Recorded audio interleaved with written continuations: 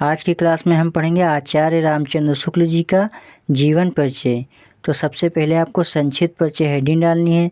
संक्षिप्त परिचय हेडिंग डालने के बाद आपको उनके जीवन परिचय के बारे में थोड़ा सा लिख देना है, ठीक है। आचार्य रामचंद्र शुक्ल जी का जन्म सन 1884 ईस्वी में हुआ था।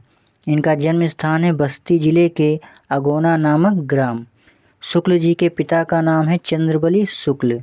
इनकी शिक्षा है एमए इंटरमीडिएट तक इन्होंने पढ़ाई पूरी की है, ठीक है। एमए इंटरमीडिएट तक इन्होंने पढ़ाई पूरी की है। इनकी प्रमुख रचनाएं हैं, शुक्ल जी की प्रमुख रचनाएं हैं चिंतामणि, रसमीमांसा, हिंदी साहित्य का इतिहास। शुक्ल जी की मृत्यु सन 1941 में हुई थी। इतना लिखने के बाद आपको जीवन परिचय हेडिंग डालनी है, उसमें आपको उनका जीवन परिचय लिख देना है, ठीक है। तो आचार्य रामचंद्र शुक्ल जी का जन्म सन 1884 ईस्वी में बस्ती जिले के अगोना नामक ग्राम में हुआ था। इनके पिता का नाम चंद्रबली शुक्ल था।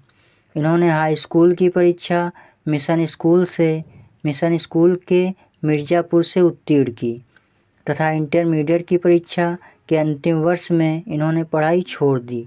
शुक्ल जी मिर्ज़ापुर के एक न्यायालय में नौकरी करने लगे, किंतु किसी कारणवश इन्हें नौकरी छोड़ना पड़ा।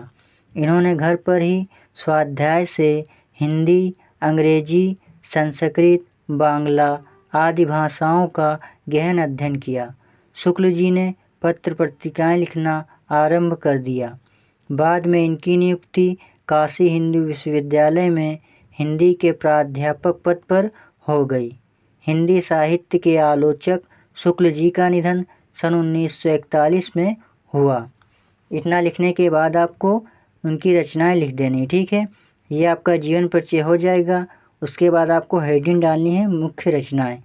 उसके बाद आप लिखेंगे इनकी मुख्य रचनाएं कौन कौन सी हैं। तो पहला है आपका निबंध। निबंध में आप लिखेंगे चिंतामणि तथा विचार विधि, ये इनके मुख्य निबंध हैं। आलोचक में आप लिखेंगे रसमीमांसा, त्रिवेणी, सूरदास। ये कभी कभी आपके ऑप्शन में भी पूछ सकता है, ठीक है। जो आपके ऑप्शन में प्रश्न आते हैं उसमें ये आपका पूछ सकता है, ठीक है। तो इसी के साथ ये जीवन परिचय हमारा समाप्त हो जाता है। अगर आप इतना लिख देते हैं तो आपकी बोर्ड परीक्षा में 5 नंबर पक्के हो जाएंगे, ठीक है। तो फिर मिलेंगे अगली वीडियो में, तब तक के लिए धन्यवाद।